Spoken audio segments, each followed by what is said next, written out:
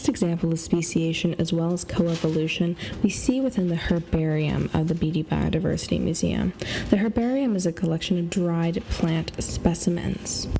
This shadow box, located on one of the herbarium cabinet doors, highlights orange honeysuckle and its different kinds of pollinators.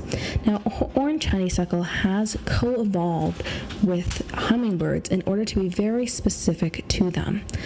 Now, this flower has evolved different kinds of morphology in order to best have hummingbirds collect their pollen. The long tubular-shaped flower holds nectar at the base. Nectar is something which hummingbirds consume because it is very high in calories. Hummingbirds, due to their constant flight and small size, have to consume thousands of calories a day.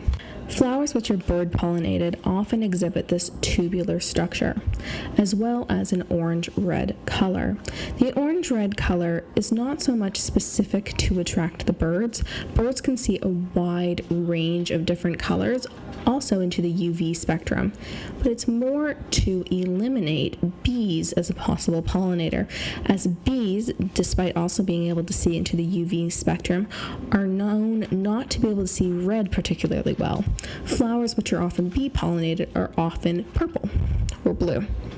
The long tubular nature of the flower allows the hummingbird to input its beak into the very base and lets the pollen from the anthers of the flower to get onto the hummingbird's forehead. Then, as the hummingbird flies to another flower, it deposits this pollen from its head onto the stigma of the second flower. This allows the flower to be pollinated. By the flower evolving to use a more specific pollinator, say just hummingbirds as opposed to bees as well as hummingbirds, possibly even moths, it allows its pollination to be much more specific.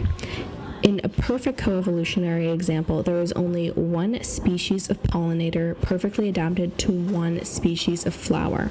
This ensures that every single flower the pollinator visits is of the same species, allowing none of the pollen which the pollinator picked up to be wasted, so to speak, as if the hummingbird visited a flower of another species, it wouldn't result in a fertile, viable offspring.